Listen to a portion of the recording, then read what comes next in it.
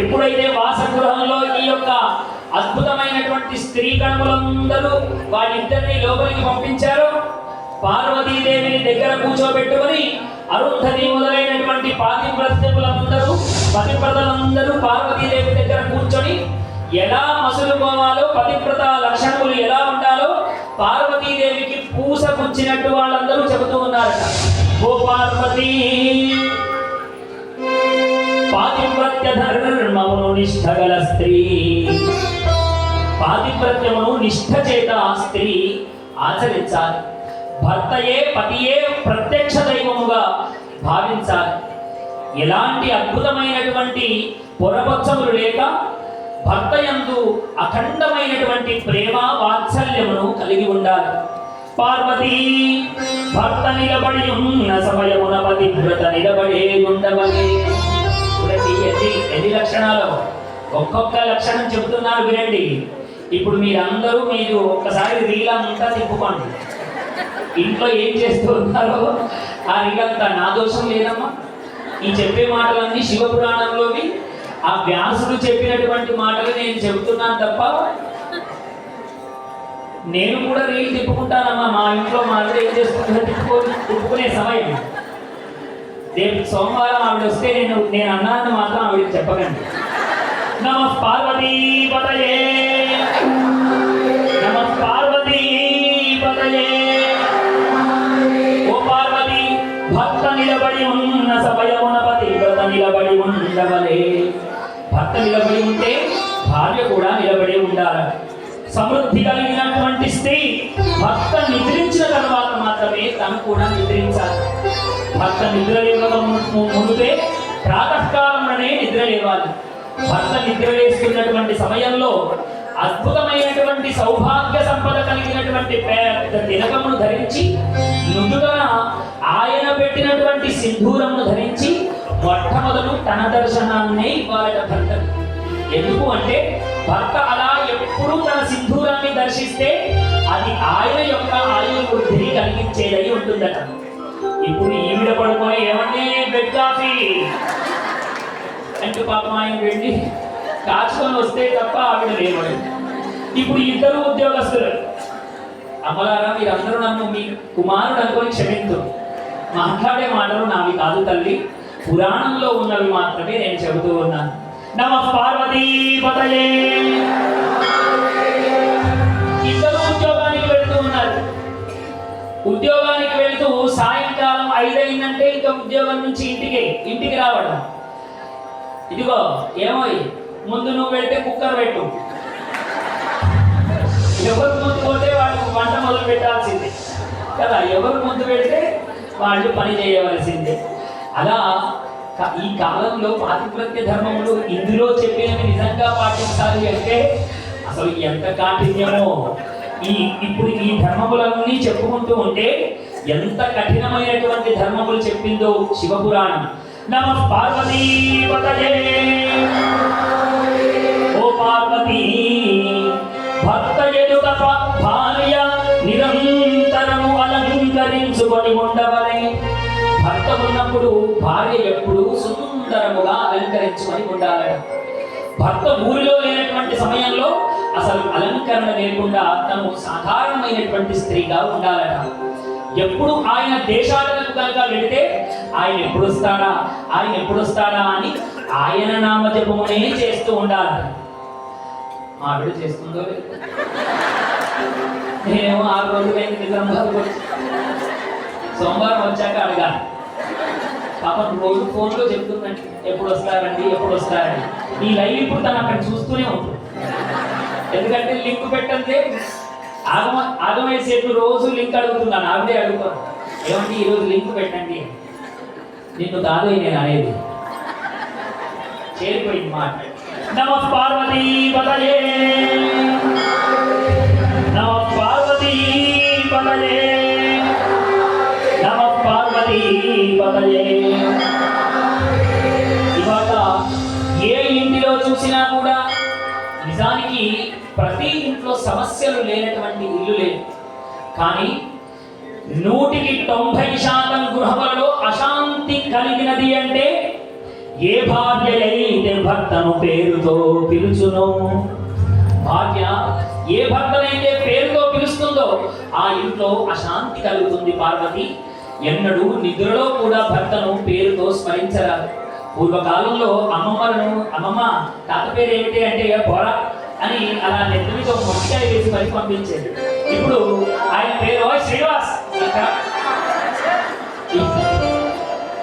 ఏ పేరుంటే ఆ పేరుతో నిర్లజ్జగా నిరభ్యంతరంగా పిలుస్తూనే ఉన్నారు. అలా పిలిస్తే ఏమవుతుందో శివపురాణం చెబుతోంది. ఏ ఇంటనైతే భార్య పేరును ఉచ్చరిస్తుందో ఆ ఇంట్లో అశాంతి ప్రబలుతుందట. ఈ మాటలన్నీ ఎవరెవరికి చెబుతూ ఉన్నారు? అరుంధతీదేవి సప్తఋషుల భార్యలు పార్వతీదేవికి చెబుతూ ఉన్నారట. ఇలా ఒక్కొక్కటి చెబుతూ ఉంటే, ఓ పార్వతి, భర్తకు ఏనాడు కోపమును తెప్పించరాదు. భర్తకు అసలు ఏనాడు కోపమును తెప్పించేటట్టుగా ప్రవర్తించరాదు. అలా భర్తకు ఏనాడైనా కోపము కలిగేటట్టు చేసి భర్త మాటను జవదాటి తను ఇష్టం వచ్చినట్టుగా గనక సంచరించేటువంటి స్త్రీ గనక ఉంటే మరు జన్మయందు గ్రామ సూకరమై పుట్టు, మరో జన్మలో గ్రామ సూకరమై పుడుతుందట. సంస్కృతంలో అనడానికి ఇది బాగుంది, కానీ తెలుగులో చెప్తే సిగ్గనిపిస్తోందమ్మా. ఊరిలో తిరిగే పందై పుడతారు అమ్మలు క్షమింతురుగా. శివపురాణంలో ఉందమ్మా నేను చెప్పేటువంటి మాట. భర్త మాటను జవదాటినటువంటిది స్త్రీ గ్రామ సూకరమై పుడుతుందట. ఎప్పుడు భర్త మాటకు అడ్డు చెప్పేటువంటి స్త్రీ గ్రామ శునకమై పుట్టు. భర్త మాటను జవదాటేటువంటి స్త్రీ గ్రామ శునకమై కూడా పుడుతుందట. అలా ఒక్కొక్క పాతిప్రత్య ధర్మాన్ని అద్భుతంగా వివరిస్తూ, ఇదిగో పార్వతి, నీవు నీ భర్త అడుగుజాడలలో నడవాలి అని, హాయిగా మీ కాపురం ముందుకు నడవాలని ఒక్క పాటతో ఆ అద్భుతమైనటువంటి దాంపత్య జీవితాన్ని తెలియజేస్తూ ఉన్నారు ఈ యొక్క అరుంధత్యాది సప్తఋషుల యొక్క భార్యలు. ఈ అద్భుతమైనటువంటి పాటను మీరందరూ కూడా ఒకసారి మనసులో తిప్పుకోండి. ఎంత అద్భుతమో, దాంపత్య జీవితం ఎలా ఉండాలో ఒక్క పాటలోనే ఇది బహుశా శాంతి నివాసం అనే పాత సినిమాలోది ఈ పాట అనుకుంటా, బహుశా అయ్యుండొచ్చు. హాయిగా హాయిగా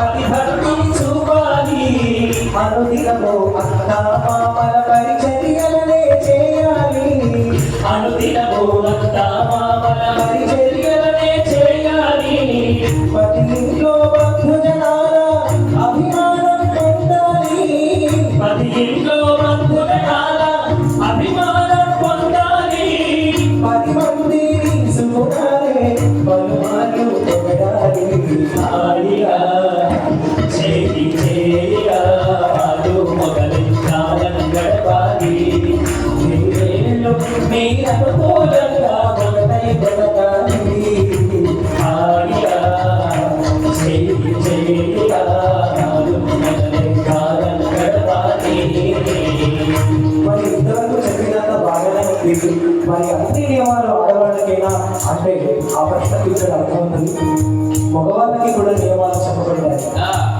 ఇల్లానే ఇంటికి వెలుగని ఎల్లప్పుడూ తెలియాలి ఇల్లాలే ఇంటికి వెలుగని ఎల్లప్పుడూ తెలియాలి సంసారము వంటికి మీరే చక్రాలై తిరగాలి సంసారము వంటికి మీరే చక్రాలై తిరగాలి శరీరాలు వేరే కానీ మనసొకటై మసలాలి శరీరాలు వేరే కానీ మనసొకటై మసలాలి సుఖమైన కష్టమైన సగపాలుగా తిరగాలి హాయిగా చేయి చేయిగా ఆడు మొదలు కాలం గడపాలి నేరేళ్ళు నీరనుకూలంగా ఒకటై జరగాలి హాయిగా ఆడు మొదలు కాలం గడపాలి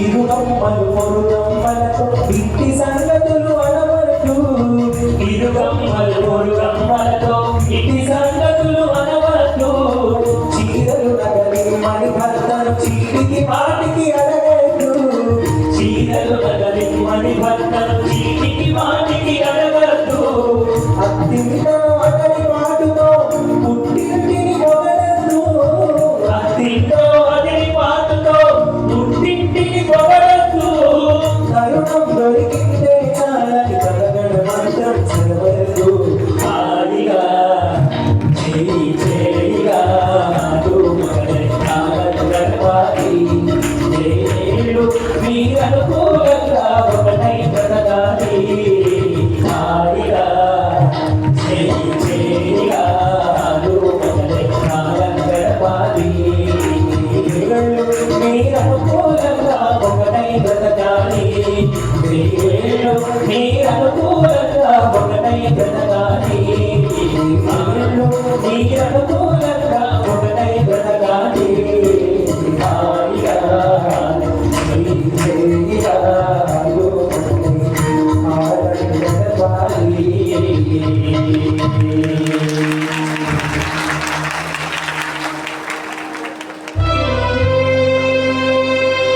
నమః పార్వతీపతయే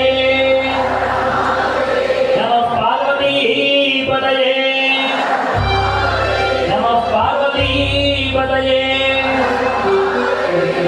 అబ్బా ఏమండి మీకు ఇన్ని పనులు చెప్పాను మీరు ఒక్క పని చక్కగా చేయరు మా అన్నయ్య ఉన్నాడే ఏ పని చెప్తే ఆ పని మంచిగా చేసుకోతాం అని అత్తింట్లో అదిరిపాటుగా పుట్టింటిని పొగడద్దు ఆయన ముందర మీ అన్నయ్య పొగడాలనుకోండి ఆయనకి ఎంత అర్థం చెప్పండి కాబట్టి ఎంతటి ధర్మాలను చెప్పిందో మనకు పూర్వకాలంలో ఎప్పుడైతే వివాహం అవుతుందో ఆ అమ్మమ్మలు తాతమ్మలు అందరూ వసే అత్తగారింట్లో ఇదిగో ఇలా ఉండు అలా ఉండు అని ఇలాంటి ముద్దు ముద్దు ముచ్చట్లన్నీ చెప్పి పంపించేవారు. కానీ ఇప్పుడు చెబుతూ ఉన్నారంటే అమ్మలక్కలు, ఓయ్ మీ ఆడపడిచి వస్తుంది జాగ్రత్తగా ఉండు, దానికి చేయాల్సిన పని లేదు, నువ్వు చేసుకున్నది వాడిని కదా పెళ్ళి, కాబట్టి వాడు అడిగితేనే ఆవిడ వస్తే వాళ్ళ అమ్మ నాన్న చూసుకుంటారు. ఇలాంటివన్నీ అనేకములు బోధిస్తూ ఉన్నారు. పెళ్లి కంటే ముందే పెళ్లి చూపులలోనే అడుగుతూ ఉన్నారు. పెళ్ళయిన తర్వాత నువ్వు నేను మీ అమ్మ నాన్న అక్కడ మనమిద్దరం ఇక్కడ, కాబట్టి మనమిద్దరమే ఉండాలి. ఇలాంటివి అడిగేటువంటి కాలంలో మనం ఉన్నాం. కాబట్టి ఎలా ఉంటే పాతివ్రత్య ధర్మం ఉంటుందో, పాతివ్రత్య ధర్మం అంటే ఓ పెద్ద అప్పటి కాలంలో అలా ఉండేది. భర్త అసలు అలా ముందర ఉంటే భర్తకు ఎదురుగా నిలబడేటువంటి వాళ్ళు కాదు. మన పాత సినిమాల్లో గట్రా అలా చూసేవాళ్ళు. కానీ ఈ కాలానుగుణంగా కలియుగంలో భార్య భర్తలు ఏ విధంగా ఉండాలి అంటే ఒకరినొకరు గౌరవించుకునే విధంగా ఉండాలి.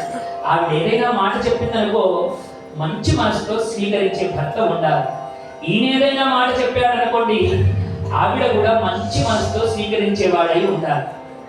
అలా ఒకరి మాటకు ఒకరు గౌరవం ఇస్తూ ఆనందమయమైనటువంటి నమ్మకంతో కూడినటువంటి సంసారము జరిగితే అదే పాతివ్రత్య ధర్మం అనబడుతుంది. కానీ ఓ కొండలు గుట్టలు మోయవలసినటువంటి పని లేదు.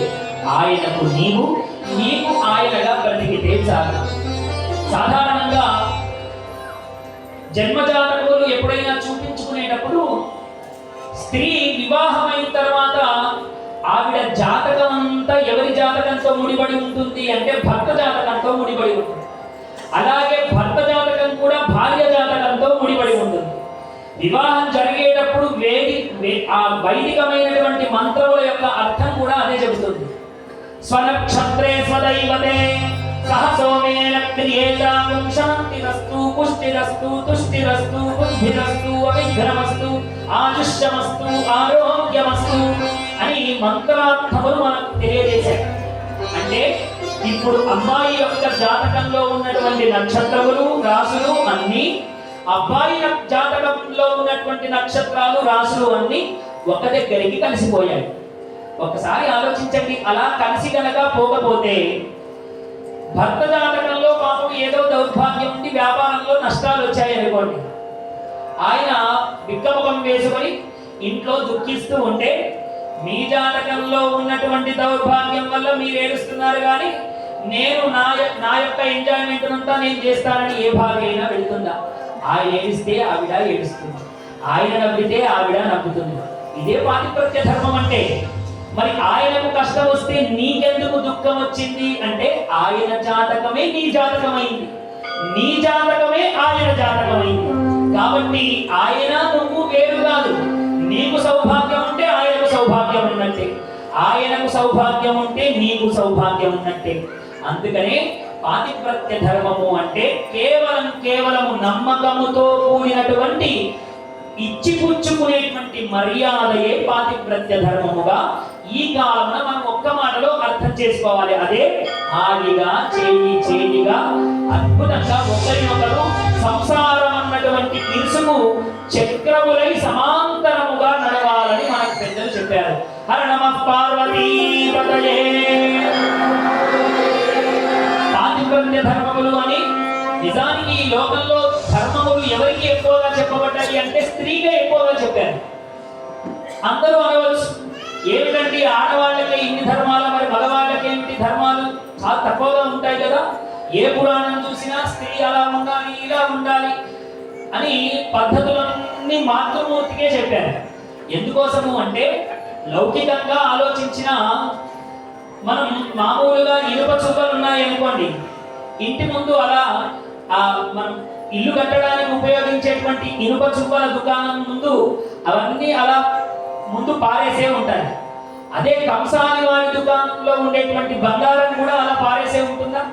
కంసాలి వారైతే దాన్ని ఇనుప పెట్టెలో పెట్టి బాగా భద్రంగా దాచిపెట్టారు. ఈ ఇనుప దుకాణం నుండి ఉన్నటువంటి ఆ రాట్టు లాంటి వాడు మగవాడు, కంసాలి వారి దగ్గర ఉన్న బంగారం లాంటిదే స్త్రీ. కాబట్టి బంగారం ఎప్పుడైనా దాచుకోవాలని చెప్పారు. అందుకని బిడ్డను గుండెలో దాచుకోవడానికే ఇన్ని నియమాలు.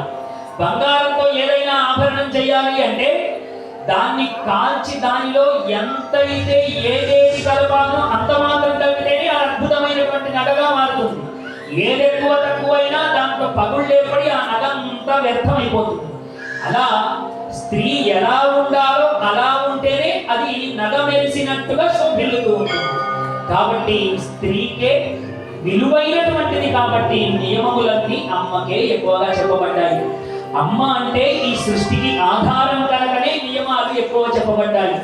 ఒక ఇంట్లో తండ్రి వ్యర్థుడై కాలగమనము చేత వాడు పట్టాలు తప్పినా ఆ తల్లి ఇంటిని నిలబెట్టగలిగిందై ఉంటుంది. కానీ తల్లే గది తప్పిందనుకోండి, ఆ ఇంటిని నిలబెట్టగలిగేటువంటి శక్తి 100 మంది తండ్రులకైనా ఆ శక్తి లేదు. ఒక్క తల్లి ఇంటిని నిలబెట్టగలుగుతుంది. భర్త వియోగము కలిగినటువంటి భార్య చిన్న పిల్లలనైనా పెద్దవాళ్ళుగా పెంచి పెద్ద చేసేటువంటి ధైర్య సాహసాలను కలిగి ఉంటుంది. కానీ భార్య పోయినటువంటి భార్యా వియోగం కలిగినటువంటి భర్త అసలు ఈ సృష్టిలో అష్ట కష్టములు అంటాం. 8 రకాల కష్టములు. 8 రకాల కష్టాలు ఏమిటి అంటే ఇంట్లో దొంగలు పడడం ఒక కష్టం, భార్య చనిపోవడం అష్ట కష్టములలో ఒక కష్టము, ఇల్లు అగ్నికి ఆహుతి కావడం ఒక కష్టం. ఇలా 8 కష్టాలలో పురుషునికి భార్యా విహీనం కలగడం అష్ట కష్టములలో ఒక కష్టం. అలాంటి అష్ట కష్టములను పొందినటువంటి పురుషుడు ఈ సృష్టిలో సంసారపు బాధ్యతలను నిర్వర్తించలేదు. కానీ భూదేవంత అనుగ్రహం ఉన్నటువంటి స్త్రీ ఎంతటి భారమునైనా మోయగలిగేటువంటి శక్తి ఈ లోకంలో కేవలం అమ్మకు మాత్రమే ఇచ్చాడు పరమాత్మ. అందుకనే ఆ అమ్మను ఏలిపోయి మళ్ళీ అమ్మ గర్భంలో పుట్టడానికి ఆయన పరితపిస్తూ ఉన్నాడు. హర నమ పార్వతీ పతయే, నమ పార్వతీ పతయే. ఇలా పార్వతీ పరమేశ్వరులు ఇద్దరు కూడా ఆ వాసగృహంలో అలా ఉండి ఈ యొక్క పాతిపత్య ధర్మములన్నీ బోధించబడినటువంటి వాళ్ళిద్దరూ కూడా ఇప్పుడు హాయిగా చెట్టాపట్టాలు వేసుకొని కైలాస శిఖరానికి వెళ్ళిపోయారు. కైలాసానికి వెళ్ళిపోయారు. నారదుడు బ్రహ్మదేవుని అడిగాట, అయ్యా బ్రహ్మదేవ, కైలాసానికి వెళ్ళినటువంటి శంకరుడు ఏం చేశాడు? అసలు తారకాసురుణ్ణి చంపడానికి కదా వీడు పెళ్లి చేసుకున్నాడు. దేవతలందరూ పార్వతీ పరమేశ్వరుల వివాహం జరగాలని ఎందుకు అనుకున్నారు? పార్వతీ పరమేశ్వరుల గర్భంలో ఒక పిల్లవాడు పుడితే శివుని వీర్యం వల్ల పుట్టినటువంటి ఆ సంతానం చేత తారకాసుర వధ జరగాలని కదా ఈ సంకల్పం జరిగింది. కాబట్టి అసలు తారకాసురుణ్ణి ఎట్లా చంపారు?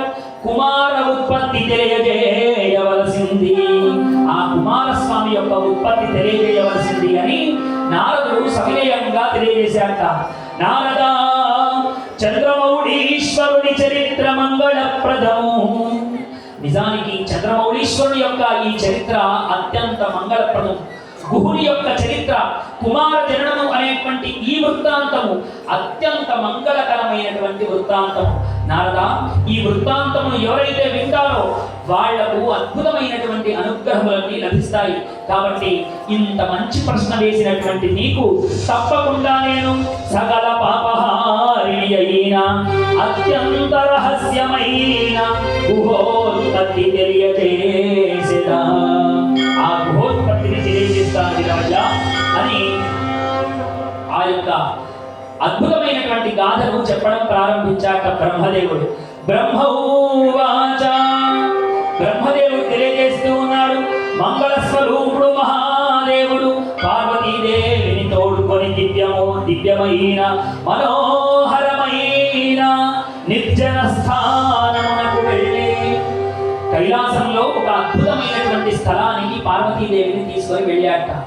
ఆ స్థలం ఎలా ఉంది అంటే అఖండమైనటువంటి తేజస్సుతో శోభిల్లుతూ ఉన్నదట. అది నిర్జనమైనటువంటి స్థలము. పరమేశ్వరుడి దగ్గర అనేకములైనటువంటి శివగణాలు ఉన్నాయి, కోటాను కోట్ల శివగణములు. అలాంటి కోటాను కోట్ల శివగణములు ఏవి అక్కడ లేవట. కేవలం పార్వతీ పరమేశ్వరుడు ఇద్దరు మాత్రమే ఉండేటువంటి అద్భుతమైనటువంటి స్థలము ఆ స్థలమట. వాసగృహము లాంటి, అంటే ఒక విడిది గృహము ఎలాగైతే ఉంటుందో అలా వాళ్ళిద్దరి యొక్క వాసగృహమట. అక్కడ అద్భుతమైనటువంటి ఫలములు రాసులుగా పోసి ఉన్నాయట. చిక్కని పాలు అమృతధారుల మాదిరిగా అక్కడ పెట్టబడి ఉన్నాయట. అంతేకాకుండా ఒక అద్భుతమైనటువంటి శయనము, అంటే హంసతూలికా తల్పము అక్కడ ఏర్పాటు చేయబడి ఉన్నదట. పార్వతీదేవిని తోడుకొని అక్కడ పార్వతీదేవితో ఈశ్వరుడు వేది సంవత్సరములు రమించే పార్వతీ పరమేశ్వరుడు అన్యోన్యమైనటువంటి దాంపత్యమును రాత్రి పగలు అన్న తేడా లేకుండా వేది సంవత్సరాలు రమిస్తూనే ఉన్నారట. అలా రమిస్తూ ఉంటే దేవతల వెళ్ళారట. బ్రహ్మదేవ పార్వతి శంకరుడు అసలు పెళ్ళెందుకు చేసుకున్నాడో మర్చిపోయినట్టున్నాడు, భార్య మధ్యలో పడ్డాడయ్యా అని వీళ్ళందరూ వెళ్ళారట. బ్రహ్మదేవుడు కూడా అనుకున్నట్ట ఈ విషయము మనం విష్ణువు దగ్గరికి వెళ్ళాలి. పార్వతీదేవితో రమిస్తున్నటువంటి ఆ శంకరుడిని అక్కడి నుంచి పిలిచే శక్తి విష్ణువుకు తప్ప ఎవరికి లేదు అని విష్ణుమూర్తి దగ్గరికి వీళ్ళందరూ దేవగణములందరూ కలిసి వెళ్ళారట. హే విష్ణు, ఈశ్వరుడు వివాహమాడి నేటికి పార్వతీదేవితో వాసగృహము లోపలికి వెళ్ళి నేటికి రమిస్తూ 1000 సంవత్సరములు పూర్తయ్యాలి. వాళ్ళిద్దరి యొక్క కామమునకు అంతు లేదా? అలా ఎన్ని సంవత్సరములని రమిస్తూ ఉంటారు. కాబట్టి ఈశ్వరుని యొక్క ఆ స్థితిని ఇప్పుడు మాన్పించి ఈశ్వరుని యొక్క తేజస్సు వల్ల పుట్టేటువంటి ఆ పుత్రుణ్ణి మన అందరికీ ఇస్తే తారకాసుర సంహారం జరుగుతుందని వీళ్ళందరూ విష్ణువును శరణు వేరారట. విష్ణుమూర్తి అన్నట్ట త్వరలోనే ఆ కైలాసవాసి అయినటువంటి పరమాత్మ మన అందరికీ అనుగ్రహం ఇవ్వగలడు. 1000 సంవత్సరాలు ఎప్పుడైతే పూర్తవుతాయో 1000 సంవత్సరాలు పూర్తి కాగానే శంభుడు బయటకు రాగలడు అనేటువంటి మాటలను తెలియజేశారట. దేవతలందరూ వెళ్ళిపోయారు. వెళ్ళిపోయిన తర్వాత కాలం గడుస్తూ ఉంటే ఈ తారకాసురుని యొక్క బాధలు అంతా ఇంకా లేదు. దేవతలందరూ బాగా బాధపడిపోతూ ఉన్నారట. ఎప్పటి నుండండి తారకాసురుడు ఎంత బాధ పెడుతున్నాడో. ఇంద్రునికి ఆనాటి నుండి స్వర్గం లేదు. దిక్పాలకులందరూ తలో దిక్కుకు పారిపోయి ఉన్నారు. తిందామంటే తిండి లేదు, ఉందామంటే ఇల్లు లేదన్నట్టుగా దిక్పాలకులే దిక్కులేని వారుగా మారిపోయారు. ఇక ఇంద్రుని పరిస్థితి వేరులాగా చెప్పవలసిన పని లేదు. ఇంద్రాది దేవతలందరూ చూస్తూ ఉన్నారట. హే కైలాసవాస, హే శంకర, ఎప్పుడు నీ దర్శనము అని మళ్ళీ అందరూ విష్ణుమూర్తి దగ్గరికి వెళ్ళారట. విష్ణుమూర్తిని వాళ్ళందరూ ప్రార్థన చేశారట. విష్ణు, నువ్వు 1000 సంవత్సరాలు అన్నావయ్యా, ఇదిగో ఇవాళ వీటి పూర్తవుతోంది. ఇంకొక ఘడి అయితే 1000 సంవత్సరాలు పూర్తయ్యే సమయం ఆసన్నమవుతోంది. కాబట్టి విష్ణువును ఆ ఈశ్వరుణ్ణి మనం ప్రత్యక్షం చేసుకోవాలి అని అందరూ కలిసి కైలాసానికి వెళ్ళారు. కైలాసానికి వెళ్ళి ఆ కైలాస పర్వతం దగ్గర కైలాసం యొక్క ఆ ద్వారం ముందర కూర్చొని ఆ ఈశ్వరుణ్ణి ప్రార్థన చేశారట. అద్భుతమైనటువంటి నమో భూతనాథ, నమో కైలాసవాస అని వాళ్ళందరూ అద్భుతమైనటువంటి ప్రార్థన చేశారట. ఎంత ప్రార్థన చేసినా ఈశ్వరుడు కుయ్యనడు కయ్యనడు. ఈశ్వరుని నుంచి ఎలాంటి జవాబులు లేవు. అలా జవాబులు లేకపోయేటప్పటికీ నందీశ్వరుణ్ణి ఆ విష్ణువు అడిగాట. నందికేశ, అసలు ఈశ్వరుడెక్కడా అని అడిగాట. అడిగితే నందీశ్వరుడు అన్నట, హే విష్ణు, హే దేవతలారా, ఏమో అయ్యా, మేమంతా ప్రమదగణాలము ఇటువైపు ఉంటే ఈశ్వరుడు ఇదిగో ఈ మార్గము ద్వారా పార్వతీదేవిని కొన్ని సంవత్సరాల క్రితం తీసుకొని ఇందులోకి వెళ్ళాడు. అక్కడ ఏం చేస్తున్నాడో ఎలా ఉన్నాడో నాకు మాత్రం తెలియదు.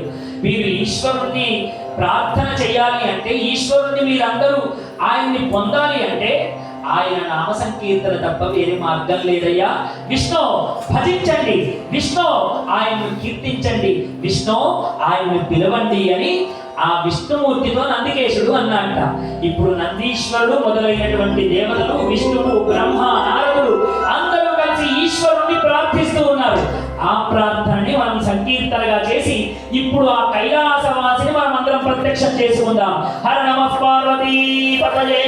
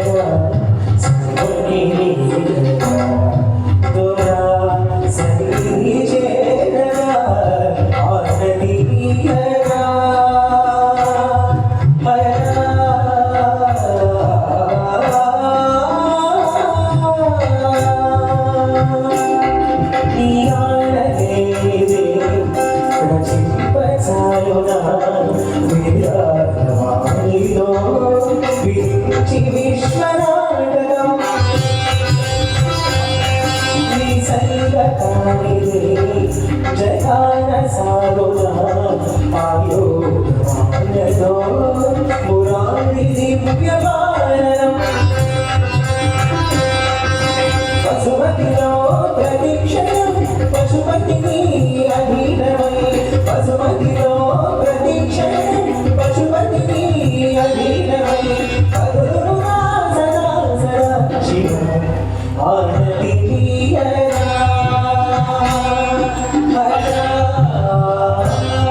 సరుటి చేయరా సపతి సంగతి చేయరా ఆనతి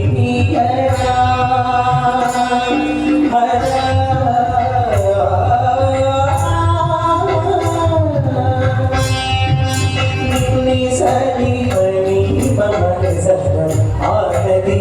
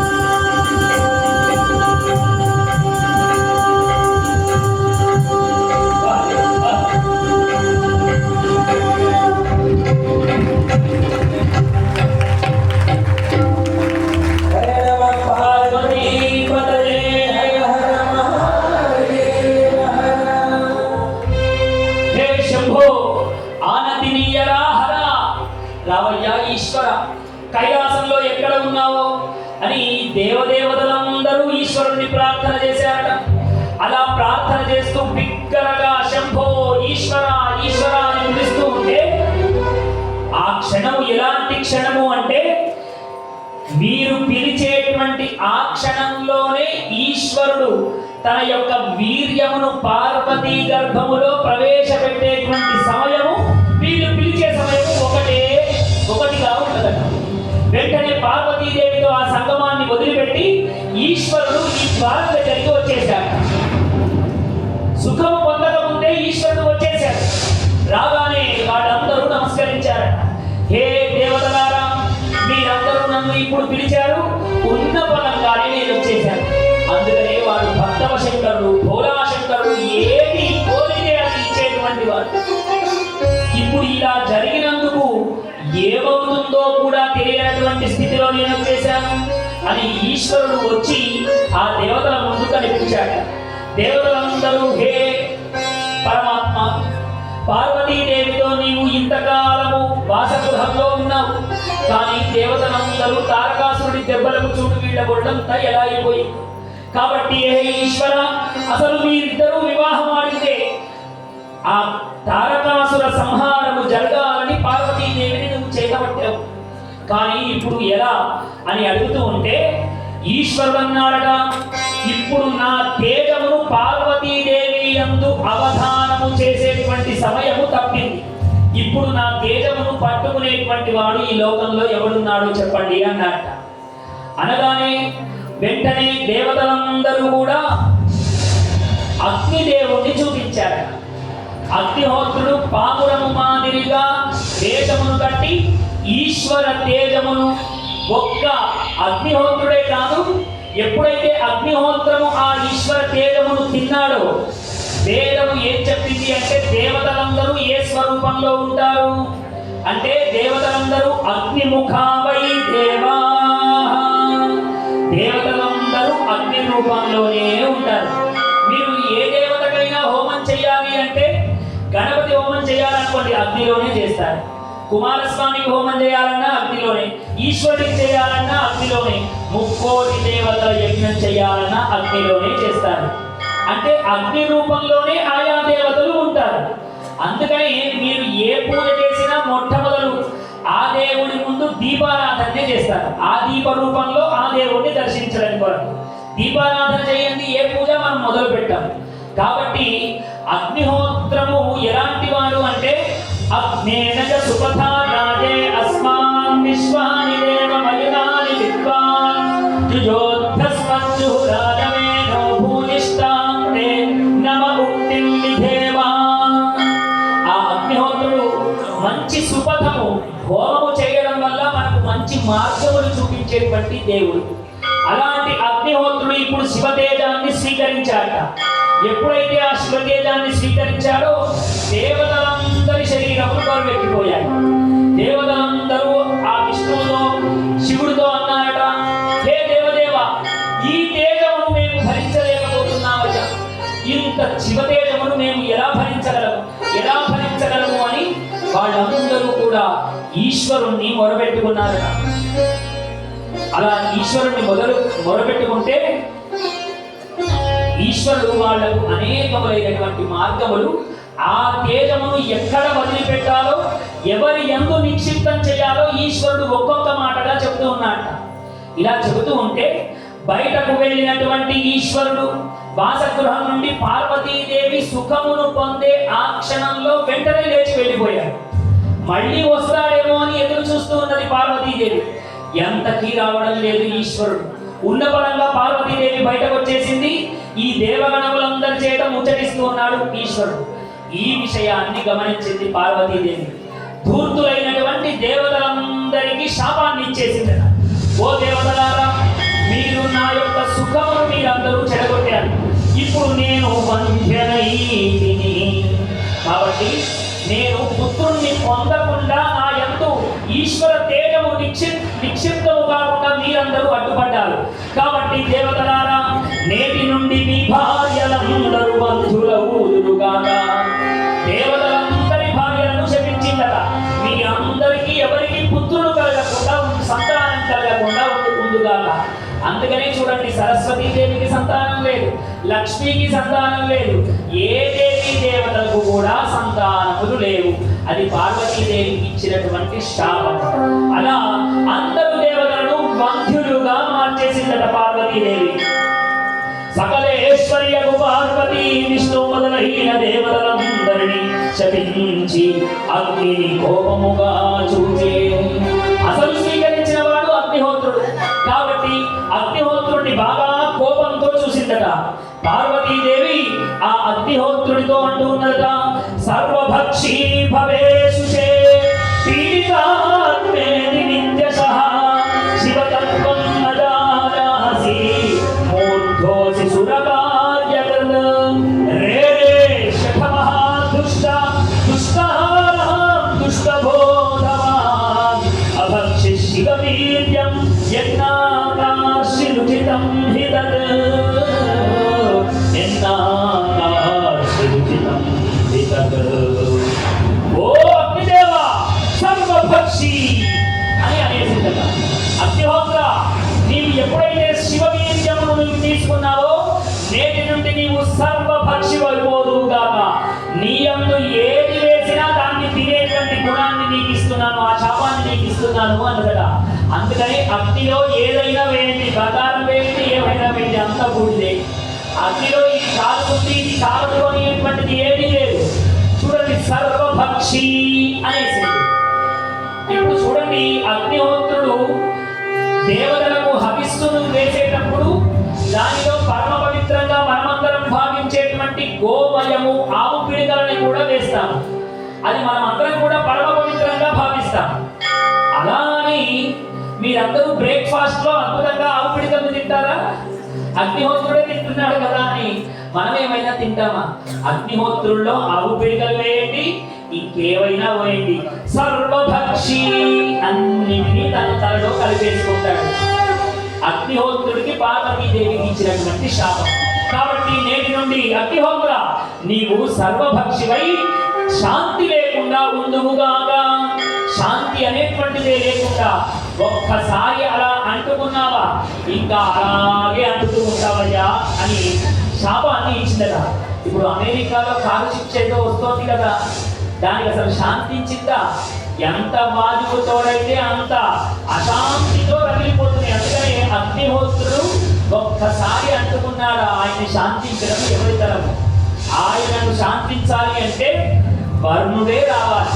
ఆయన మాత్రం ఎన్నటికీ శాంతిని పొందలేడు. ఒక్కసారి ఆ అగ్నిహోత్రం అంటుకున్నది అంటే దాన్ని ఆర్పడానికి మానవ సాధనం ఏదైనా చెయ్యాలి తప్ప దానికదే అబ్బా నేను చాలాసేపు అయింది కదా మండి ఈ పూట రెస్ట్ తీసుకుంటానని అగ్నిహోత్రుడు ఏమైనా అనుకుంటాడా? ఎంతవరకైతే అంతవరకు గాలి ఎటు వాడనుంటే అటు అలా అంటుతూనే వెళ్ళిపోతాడు. ఆ శాపాన్ని ఇచ్చింది పార్వతీదేవి. అశాంతుడవై ప్రభరిల్లుగా, అశాంతుడవై ఎప్పుడు సర్వభక్షి ఏదందితే అది తినే అని పార్వతీదేవి శాపాన్ని అగ్నిహోత్రులకు ఇచ్చిందట. అలా దేవతలందరినీ శపించింది, అగ్నిహోత్రుడిని శపించింది.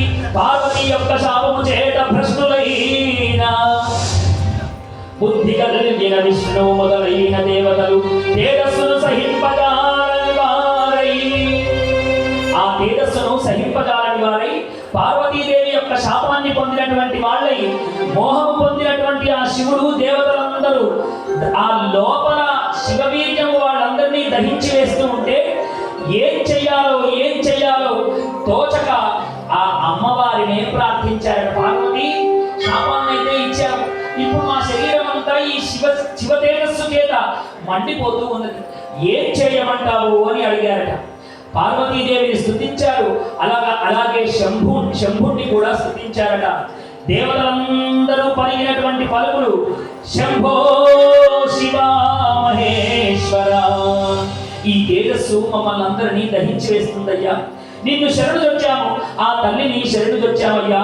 నిశ్చయము చెప్పు, ఈ తేజస్సు కనుక ఇలాగే మా శరీరంలో ఉంటే అమృతం తాగిన మా శరీరాలు ఈ యొక్క తేజస్సు వేడి చేత మరణించేటట్టుగా ఉన్నాయ్యా.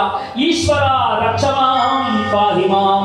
అలనాడు కాలకూట విషమును త్రాగిన నీవు ఈశ్వర, ఆ కాలకూట విషము తేజస్సు కూడా ఇంత లేదు. కానీ ఈశ్వర నీ తేజస్సును మేము పొందలేకపోతున్నామయ్యా అని వాళ్ళందరూ ప్రార్థన చేశారట. చూడండి సృష్టి రహస్యం ఎంత గొప్పనిదో. శివ తేజస్సు ముక్కోటి దేవతలను దహించి వేస్తోంది. అసలు నిజంగా దేవతలందరూ ఇలా ఎందుకు చేశారు అంటే దీని వెనకాల ఉన్నటువంటి ఒక మర్మాన్ని మనకు ఋషులు చెబుతూ ఉన్నారు. శివ తేజస్సే ఇంత శక్తి ఉంటే శివుని యొక్క తేజస్సు ఈ బ్రహ్మాండమంతా తన శక్తిగా మార్చుకున్నటువంటి ఆ పరమేశ్వరి జగజ్జనని లోపల కనుక నిక్షిప్తమైతే శివుడి తేజస్సే మోయలేనిది. ఆ అమ్మవారి శక్తి ఇంకెంత శక్తో. ఇప్పుడు ఆ శక్తి ఈ శక్తి కలిస్తే అసలు లోకంలో పుట్టబోయేటువంటి ఆ స్వరూపాన్ని ముక్కోటి దేవతలైనా చూడగలరా?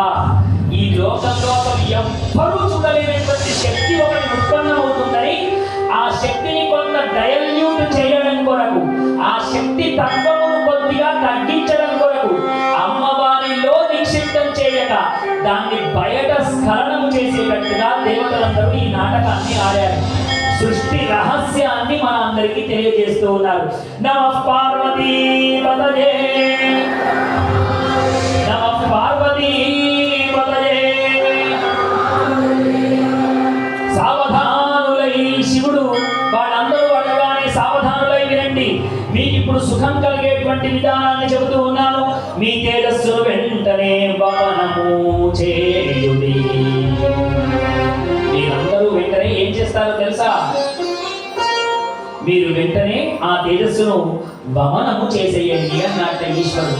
వమనము అంటే నోటి ద్వారా దాన్ని కక్కివేయండి అన్నాడు.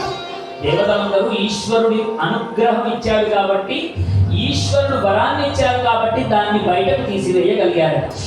కానీ కపోత రూపంలో ఆ అగ్నిహోత్రుడు ఎవరైతే తీసుకున్నాడో పార్వతీదేవి యొక్క కోపానికి కూడా ఆగ్రహుడైనాడు కాబట్టి ఆ అగ్నిహోత్రుడు మాత్రం బయటకు తీయలేకపోయాడు.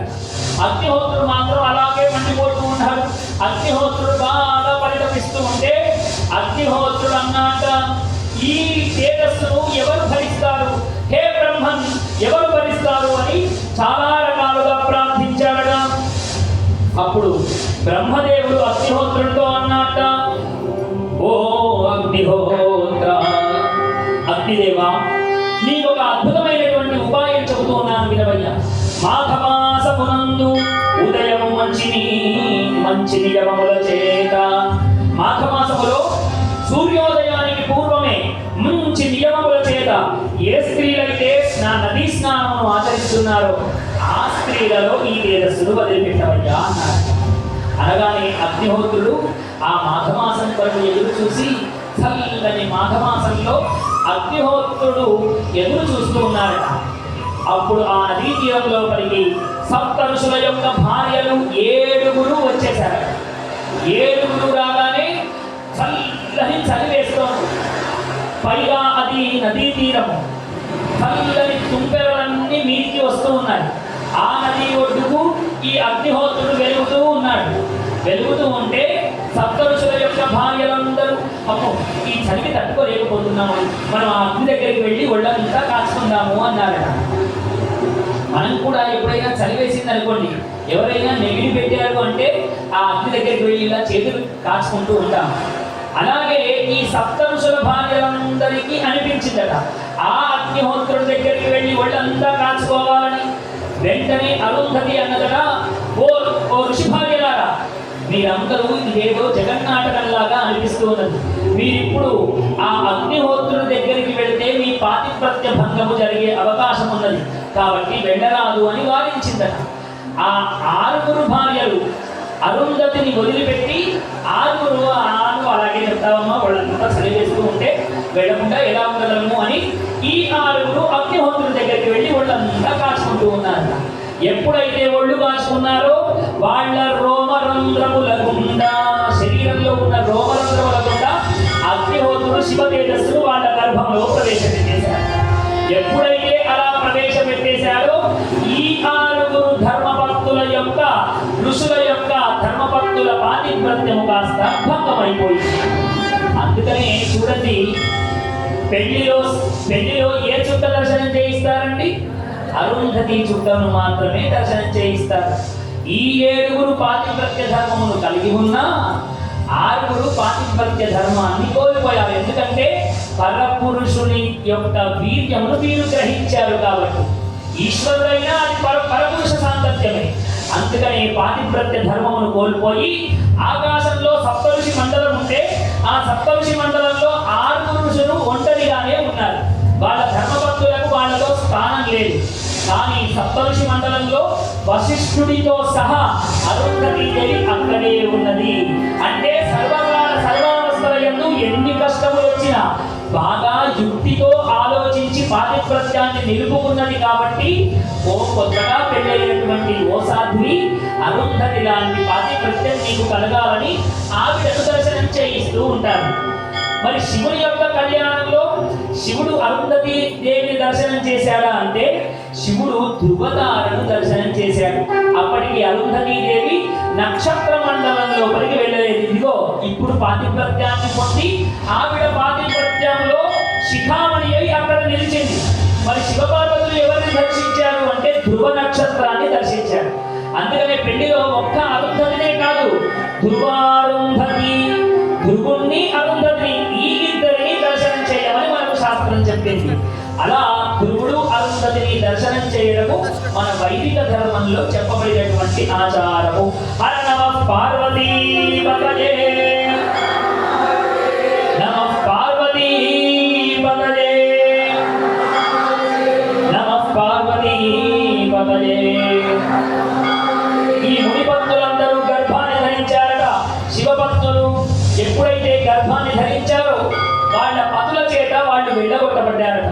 వాళ్ళందరూ అటు ఇటు తిరుగుతూ ఈ యొక్క గర్భమును ఎలా మనం మోయలేకపోతున్నాం, ఏం చేయాలని ఆలోచిస్తూ హిమశిఖరము మీద వదిలిపెట్టే ఆ యొక్క హిమగిరి పర్వతం దగ్గర దాన్ని వదిలిపెట్టేశారట. శరీరం తాపం పొందుతూ ఉంటే, అగ్ని చేత మండుతూ ఉంటే వాళ్ళు చల్లగా ఉన్న హిమవత్ పర్వతం మీద ఆ యొక్క శివతేజస్సును విడిచిపెట్టి వాళ్ళందరూ శాంతిని పొందారట. హిమవంతుడు కూడా ఆ యొక్క శివతేజస్సును సహింపలేక హిమవత్ పర్వతమైనా మోస్తుందా అంటే ఆ శివతేజస్సు యొక్క వేడికి ఆ యొక్క హిమమే మొత్తం కలిగిపోయి పెద్ద గంగా నది మాదిరిగా మారిపోతూ ఉంటారు. అలా ప్రవాహము అలా పారుతూ ఉంటే హిమవత్ పర్వత మహారాజు ఆ యొక్క శివతేజస్సును తీసుకువెళ్ళి గంగా నదిలో కలిగి వేశారు.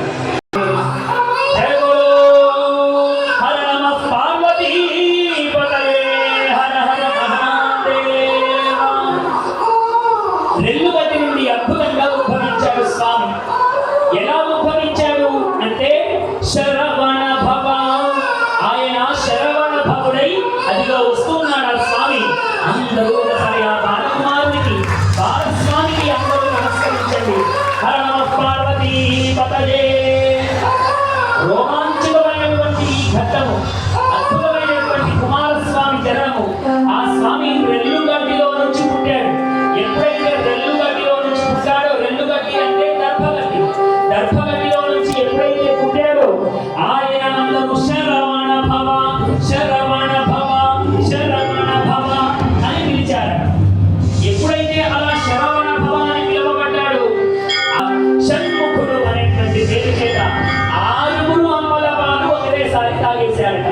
అలా కుమారస్వామి అయి ఆయన పుట్టినటువంటి నక్షత్రము కృత్తికా నక్షత్రమున పుట్టే. ఆయన కృత్తికా నక్షత్రంలో పుట్టాడు కాబట్టి కార్తికేయుడు అన్నటువంటి నామము చేత ఆయన అద్భుతమైనటువంటి నామమును పొందారట. అలాగే శివవీర్య స్మరణము వల్ల పుట్టినటువంటి వాడు కాబట్టి ఆయన స్కంధుడు అనేటువంటి నామము చేత లోకంలో పరిహరించారట. ఇలా అద్భుతమైనటువంటి నామముల చేత ఆ స్వామి ఈ లోకంలో పుట్టగానే అద్భుతమైనటువంటి మహిమను ఆ స్వామి చూపించాడు. పుట్టినటువంటి ఆ స్వామిని మనం అందరం కూడా ఒకసారి ప్రార్థన చేద్దాం. ఆ కుమారస్వామిని అద్భుతంగా వేడుకుందాం. హర నమః పార్వతీ పతయే.